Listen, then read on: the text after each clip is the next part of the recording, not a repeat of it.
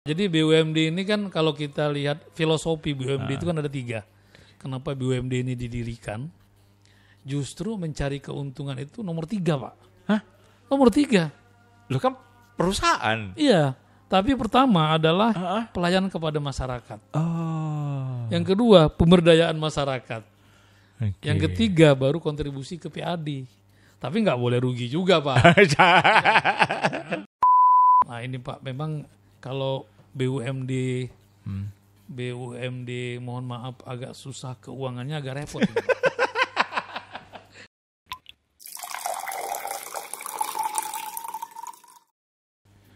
Banyak lembaga yang berjuang untuk meningkatkan kesejahteraan masyarakat di suatu daerah. Dan salah satunya adalah Badan Usaha Milik Daerah. Oleh karena itu, hari ini kita akan ngobrol soal Badan Umum Usaha Milik Daerah. Sebelumnya saya buka dulu. Assalamualaikum warahmatullahi wabarakatuh. Waalaikumsalam warahmatullahi wabarakatuh. Di samping saya ini kalau lihat tampilannya masih berjiwa muda ini, tapi jabatannya sangat krusial di PT TSM ini. Kita sapa langsung Direktur Utama PT Tirta Sriwijaya Maju Perseroda. Kita sapa Dr. Kandidat Abdib Ubaidillah SEMM CRGP. Anak kepanjang gelar nih, Kak. Ini dokter masih kandidat, Kak? Dokter masih kandidat, jadi itu waktu COVID. Waktu COVID 2020, karena work from home, jadi kuliah from home. Wah, kapan kira-kira nih selesai? Insya Allah tahun ini. Amin. Kita akan undang lagi beliau dengan dengan gelar yang barunya, Dr. Adib Ubaidillah. Amin. Secepatnya Kak, kami doakan. Amin. Tapi hari ini kita tidak akan membahas soal siapa beliau ataupun latar belakang beliau. Kita lebih condong kepada BUMD yang beliau pimpin. Ya. PT Tirta Sriwijaya Maju. Perseroda ini berarti di bawah pemerintah provinsi ya? Ya, jadi PT Tirta Sriwijaya Maju Perseroda atau TSM lebih gampang biar cepat. Masyarakat sering manggil gitu. Ya, tapi TSM ini agak hati-hati juga Pak kita. Kenapa tuh, Kak? Terstruktur, sistematis dan masif. Oh iya, ini kayaknya aktivis ini. Jadi PT TSM Pak. Siap. Awalnya perusahaan ini adalah perusahaan swasta. Perusahaan swasta, dioperatori oleh swasta. Kemudian DUT-nya selesai di bulan Juni tahun 2022.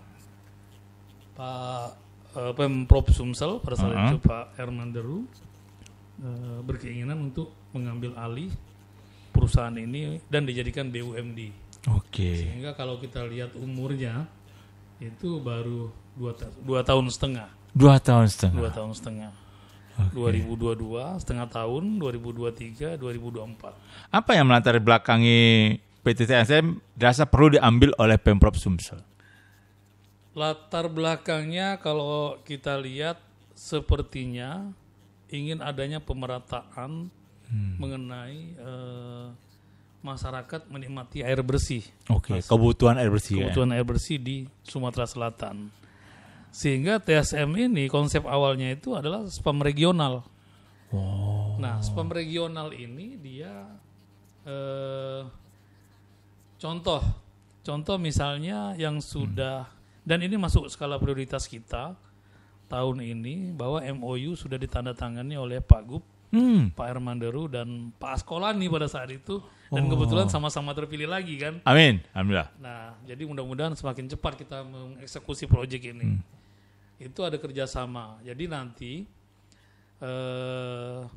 kami akan membangun sarana infrastruktur penyediaan air bersih di Kabupaten Banyuasin. Dan itu akan melayani sebagian masyarakat Kota Madia Palembang, sebagian lagi masyarakat Kabupaten Banyuasin. Ini Pak, di spam regional itu seperti itu. Siap. Harus ada dua. Harus ada dua daerah di situ. Nah, kita sudah punya Rispam Pak. Rispam kita itu banyak. Rispam itu semacam blueprint untuk spam regional itu. Ada 1, 2, 3, 4, 5, 6, 7, 8, 9. Masya Allah. Se-Sumatera Selatan. Sumatera Selatan. Tapi saya potong nggak? Ini tadi Pak Dirut kita ngomong kerjasamanya dengan PMK Banyuasin. Iya. Daerah lain kapan nggak? Jadi jangan bikin diri nanti. Nah, ada perencanaan tidak? Ada. Jadi nanti selain Banyuasin, tahap berikutnya itu adalah Musi Banyuasin. Mubah. Okay. Jadi Banyuasin, Kota Palembang. Kemudian nanti ada infrastruktur yang dibangun yang mengaliri masyarakat Kabupaten Musi Banyuasin dan Kabupaten Banyuasin. Asik. Nah, jadi bekerjanya seperti itu, Pak, mainnya. Spam regional itu. Dan apa ya, memang target PT TSM ini karena dimiliki Pemprov Sumsel harus menyentuh ke kawasan seluruh Sumsel. Iya, 100% Sumsel. Oke.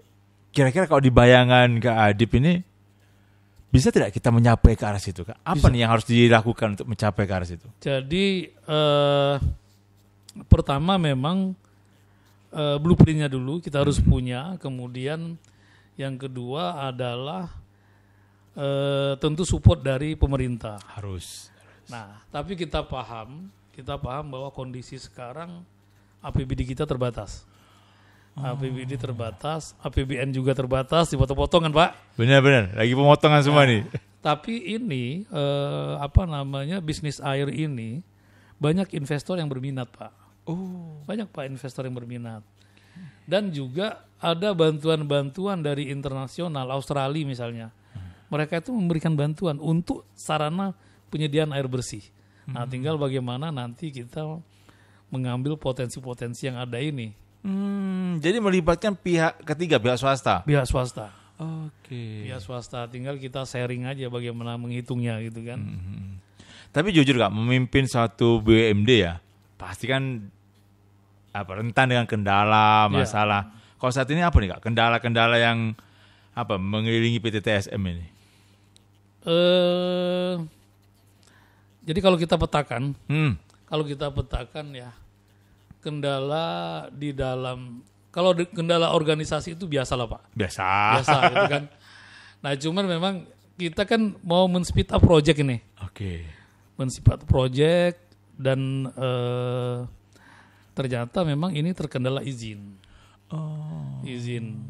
Yang tadinya izin ini belum diurus administrasinya.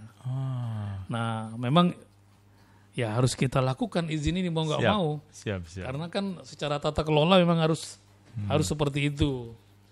Contohnya misalnya yang tadi, yang Banyuasin. Yang Banyuasin ini semuanya sudah well prepare Pak. Sudah siap semua kita. Dari sisi pendanaan kita siap, dana sendiri, tidak pinjam ke bank. Dan tahap awal ini kita juga tidak minta bantuan pemerintah. Jadi memang betul-betul internal cash. Kemudian lokasi lahan itu kalau Pak Surono tahu Sumuntul, pernah dengar belum? Sumuntul. Tahu di Banyuasin. Kan? Nah itu kan Sungai Musi. Kita akan bangun intake di situ. Intake itu apa itu Pak? Sarana untuk mengambil air dari Sungai Musi.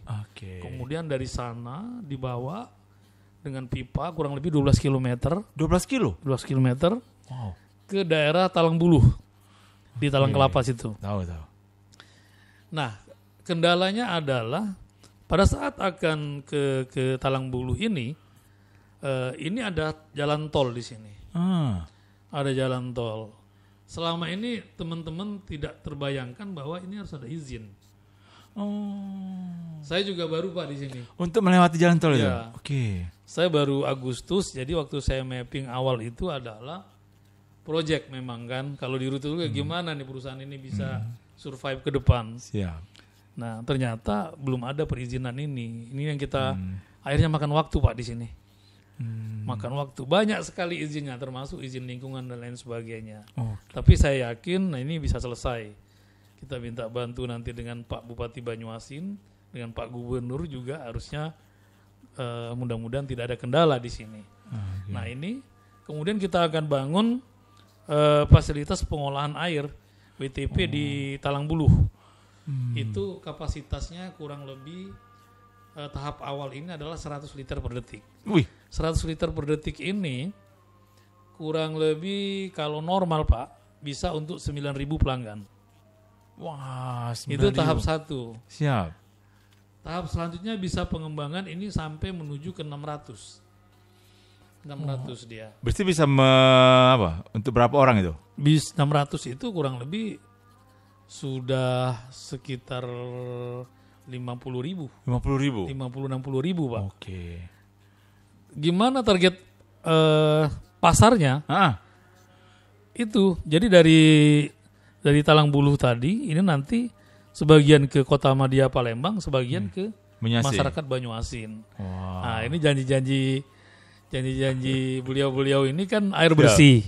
Nah, mudah-mudahan ini masuk di dalam program 100 hari ini. Amin, bisa amin. kita eksekusi. Ya, ini sahabat Kami Sumsel, kita sering mendengar di visi misi itu Pak Herman Deru maupun yang pejabat bupati yang lain, calon bupati yang terpilih sekarang itu air bersih menjadi program utama. Iya. PTTSM siap, Pak? Siap untuk menghadapi menyambut ini. Siap.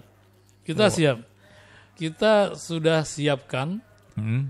Memang ada beberapa program yang kita percepat, termasuk menyiapkan sumber daya manusianya. Nah, karena kan harus siap Pak. Jadi BUMD ini kan kalau kita lihat filosofi BUMD itu kan ada 3. Kenapa BUMD ini didirikan? Justru mencari keuntungan itu nomor 3 Pak. Hah? Nomor 3. Loh kan perusahaan. Iya. Tapi pertama adalah pelayanan kepada masyarakat. Yang kedua, pemberdayaan masyarakat. Yang ketiga, baru kontribusi ke PAD. Tapi nggak boleh rugi juga, Pak. Iya sih, benar-benar. Jadi tiga unsur ini harus terpenuhi. Sehingga sekarang, kenapa kami menyebutnya tahun ini, tahun 2025 ini buat kami adalah tahun pengembangan. Oh iya. Semua pengembangan mengenai KSDM-an, pengembangan mengenai bisnis gitu kan. Tata kelola dan lain sebagainya, ini kita akan beresi semua di 2025 ini. Nah, BUMD kan sebagai perusahaan plat merah lah ya, punya pemerintah provinsi. Orang kan sering menilai kan ini kondisinya lagi sehat, apalagi mohon maaf dalam kutip sakit. Nah, PTTSM kondisinya gimana? Jadi tahun lalu kita dilakukan evaluasi kinerja oleh BPKP, Pak. Oke. Itu predikatnya TSM ini BUMD paling sehat se-Sumsel. Masya Allah.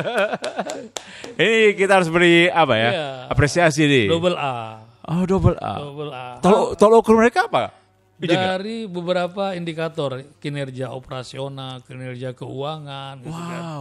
Cuman memang kita punya PR terkait dengan GRC, Pak. GRC ini Governance, Risk and Compliance. Jadi tata kelola BUMD dan lain sebagainya, aturan. Nah, ini yang kita rapikan, Pak. Jadi kalau itu sudah semua, ya kita bisa bekerja dengan nyaman gitu kan. Siap. Ini sahabat Kami Sumsel, sekadar info. Kak Adip ini sebelum di PTTSM, dia di BUMN yang cukup besar yang ada di Sumsel. Kak Ejin, beda tak ngelola BUMN dengan BUMD? Ada hal yang berbeda tak? Ada Pak, memang. Apa tuh? Ya kalau skala beda lah pasti ya. Ya pasti kalau skala. Kalau skala beda, kemudian kalau BUMN itu memang lebih orientasi bisnisnya itu kental sekali. Oh, orientasi bisnisnya kental sekali. Profitnya? Iya, jadi memang maksudnya Pak, fokus kita itu betul-betul fokus on bisnis. Jadi kalau yang stakeholder itu memang ada bagian-bagian tertentu yang mengurusinya gitu kan. Nah kalau kita di BUMD ini memang ya semua kita urusin. Semua diurus. Kita urusin Pak. Semua kita urusin. Tapi kata tadi beliau datang ke sini berbarengan dengan Kiai Firman. Kalau Kiai Firman ngomong beruntunglah PTTSM memiliki beliau karena sudah pernah mengelola BUMN.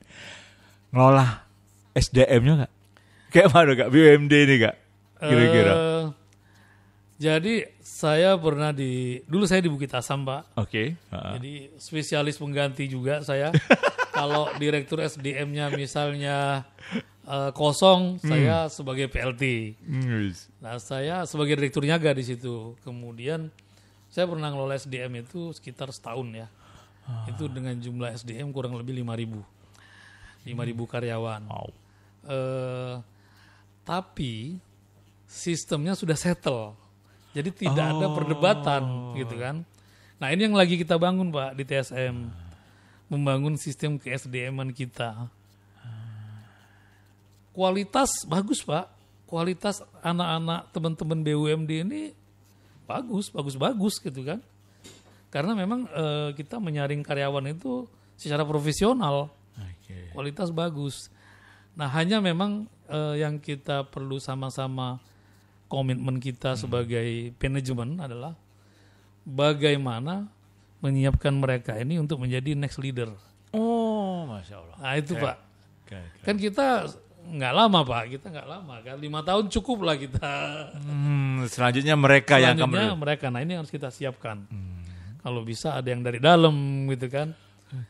Selain dari luar. Dan Kak Adip merasa mampu kawan-kawan di PT TSM untuk melakukan hal itu? Mampu Pak. Jadi kalau kita biarkan dia tidak mampu Pak. Tapi kan kita lakukan program assessment bidang ke-SDM-an. Kompetensinya seperti apa yang bisa dikembangkan gitu kan.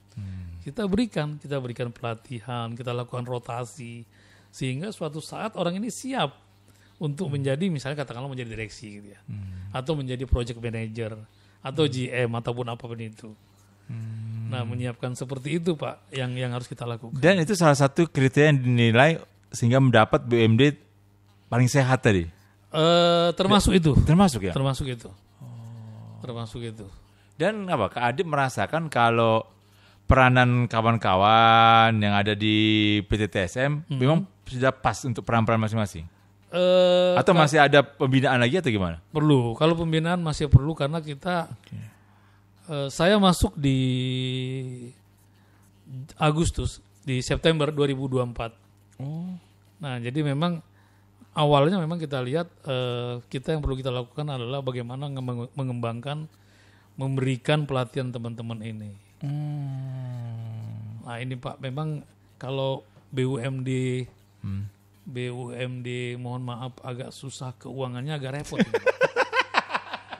Karena ini butuh biaya ini Pak. Iyalah, tidak tampak tapi penting ya. Penting. Pembinaan. Iya, karena kan buat kita kan SDM ini kan human capital Pak, aset. Nah ini maksud saya, seberapa penting sih human capital dalam membangun BUMD ini? Iya. Kamu menurut Kakak seberapa penting? Penting Pak, sangat penting. Sangat penting. Jadi yang kita bangun adalah 2024 lalu kami mencoba mencari nilai-nilai kita ini apa sih? Culture-nya dulu gitu yang kita bangun gitu kan. Ini kan perusahaan swasta Pak tadinya. Perusahaan swasta di mana ya kalau perusahaan swasta itu kan tergantung pemilik kan. Iya benar. Iya kan. Benar, kamu kerja ini.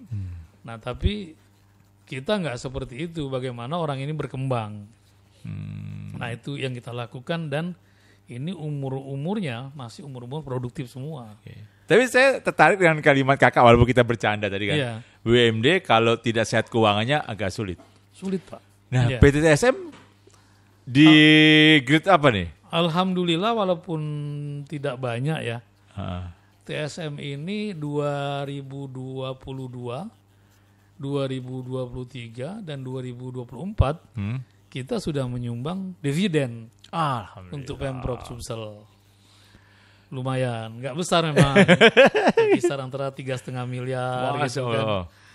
Tapi ya itulah kontribusinya. Dan meningkat Pak. terus Kak? Meningkat. Dari awal tahun pertama di take over oleh Pemprov Sumsel terus meningkat? Terus meningkat. Untuk target 2025 ada nggak? 2025 ini kita targetkan 3,750 M. Amin. Ya, mudah-mudahan nggak diambil lebih besar lagi. Tapi sahabat Ngopi Sumsel, saya perlu bertanya dengan Kak Adip nih Kak ya. Apa kayak ini kan pemerintah dari kabupaten kota maupun provinsi sudah berganti kepala daerah ataupun melanjutkan lagi kepala daerah. Ya. Istilah itu kepala daerah terbaru yang akan melanjutkan 5 tahun ke depan. Ya. Harapannya nih dari PT TSM baik untuk Pak Gubernur, Pak Bupati, Wali Kota di Sumatera Selatan ini apa nih? Terutama untuk TSM karena TSM ini spam regional. Harapannya memang mudah-mudahan Rispam. Jadi Rispam ini kan sebenarnya dari Pemprov Sumsel yang keluar ini kita bisa eksekusi 5 tahun ini. Wih. 5 tahun ini harus bisa dieksekusi ini. Walaupun misalnya tahapannya di awal apa dulu gitu kan. Tapi setidak-tidaknya sudah ada langkah untuk memulai ke sana. Kira-kira begitu, Pak. Kalau untuk masyarakat Sumsel sendiri, kebutuhan air minum ini berapa sih yang harus dipenuhi, Kak? Kalau dari TSM? Masih, kalau kebutuhan masyarakat Sumsel yang terakhir air bersih ini masih di bawah 50%, Pak. Sekarang ini. Ush. Coba bayangin gitu kan, kebutuhan pokok ini kan. Kebutuhan pokok loh? Iya, kebutuhan pokok. Dan daerah mana, Kak, yang paling banyak membutuhkan, ya? Yang belum terjangkau sama sekali ini? Daerah-daerah yang padat penduduk seperti Musi Banyuasin ya. Termasuk Banyuasin. Sehingga kami ini masuk prioritas ini Banyuasin ini. Kita kerjasama dengan Kabupaten Banyuasin. Tadi baru aja saya ketemu juga dengan Pak Priman, dengan Direktur Tita Bertua. Jadi pokoknya komitmen kita gimana caranya kita sama-sama gitu Pak. Karena kalau hanya TSM mencari keuntungan, sementara yang teman kita kerja sama rugi, nah itu kita nggak mau. Tapi bagaimana caranya kita kerja sama-sama menjadi maju gitu. Amin. Nah, saya tertarik ini. Tadi kan Kak Adib berkali-kali mengatakan akan merekrut pihak ketiga untuk kerjasama atau pihak swasta. Iya. Apa yang ditawarkan PT TSM untuk mereka? Jadi kan sebenarnya bisnis air ini. Bisnis air kita ngomongnya. Bisnis air ini kan. Air. Basah ini Pak. Iyalah bisnis air, masalah Kak. Bisnis air ini sebenarnya kalau hitung-hitungan ekonomis itu rasanya sih tidak mungkin rugi gitu ya. Asik. Rasanya tidak mungkin rugi, kan barang Tuhan ini Pak. Benar. Barang Tuhan kita ambil, kita alirkan, diolah, dijual ke masyarakat gitu kan. Nah, investor-investor itu banyak Pak yang mau Pak. Yang berminat untuk masuk ke pola kerjasama ini. Nah, cuman memang bagaimana kita meyakinkan mereka, terutama kan stabilitas politik kita ya Pak ya. Nah, penting Kak. Iya, benar. jangan sampai nanti mereka udah masuk kerjasama, kemudian berganti rezim, terus diputus gitu kan. Nah, banyak kejadian-kejadian seperti itu. Tapi yang sudah melakukan ini, di Bali sudah, di Batam sudah, banyak yang sudah masuk ke bisnis ini. Dan ini bisa kita lakukan. Ini menarik ini sahabat ngopi Sumsel. Bisnis air ini memang basah sih. Iya. Kak, ini udah terasa udah hampir 20 menit kita ngobrol nih Kak. Sudah cair lah sudah nyantai. Tapi saya belum selesai nih ngobrol dengan Kak. Ada beberapa pertanyaan lagi yang masih di otak saya. Kak, masyarakat nih kan kadang ya dalam artian membutuhkan air sudah sangat jadi kebutuhan pokok. Betul. Bagaimana sih mereka nih sebagai direktur ya memberikan arahan ke mereka dalam penggunaan air? Nah. Jadi edukasi itu terus kita lakukan Pak. Karena kan tadi kapasitas kita ini terbatas. Edukasi terus kita lakukan. Nah, buat kami pelayanan itu adalah nomor 1. Ini saya jujur kita buka. TSM itu Pak sering didatangi orang Pak. didatangi rame-rame. Datangi rame-rame. Di tempat demo nggak pernah didatangi. Iya, air nggak ngalir. Jadi shortcut yang kami lakukan, beli air tangki, masukkan ke penampungan mereka. Wih, coba sampai segitunya Pak. Dan itu kan bentuk pelayanan tadi. Ya kalau itu kan rugi pasti Pak. Iya. Ya tapi ya komitmen kita gimana gitu kan, orang ya kita Pak, orang lebih suka mati lampu daripada mata air Pak. Betul nggak? Setuju. Iya. Jerit Pak itu Pak, WA saya, WA Pak Firman, WA Pak Dirob. Mana Pak? Ini Pak, 5 hari Pak. Ini ya udah saya kasih air tangki nggak apa-apa. Oke. Tapi menanggapi mereka yang emosi kayak itu, langkah yang dilakukan TSM? Nah, kita jelaskan Pak, jelaskan dan itu mereka dapat memahaminya. Jadi permasalahan utama kita pada saat ini adalah kapasitas. Jadi dengan adanya nanti WTP yang kita bangun ini Pak, insya Allah ini kapasitas kita sudah tertutupi lah untuk 1-2 tahun ini. Sambil kita bisa pengembangan. Yang kedua kemarin waktu acara ada di Gria, kita ketemu dengan Pak GM PLN dengan Bu Regina, Bu Komut kami. Oh, oke. Kita sampaikan, Pak, kenapa PLN ini sekarang biar PET, saya bilang kan. Oh. Iya sih. Bukannya menyalahkan PLN, Pak ya. Tapi kalau listrik itu mati, Pak, listrik mati, kurang lebih misalnya mereka mati 1 jam, itu air itu bisa 2 hari loh, Pak. Ke ujung itu terhentinya. Berpengaruhnya sampai situ kayak? Sampai seperti itu, karena kan ujung, kemudian pipa itu ada angin gitu kan. Normalisasinya itu luar biasa. Tapi kami tidak berdiam diri. Tahun ini kita sudah disetujui juga untuk melakukan, udahlah kita bilang kita investasi genset.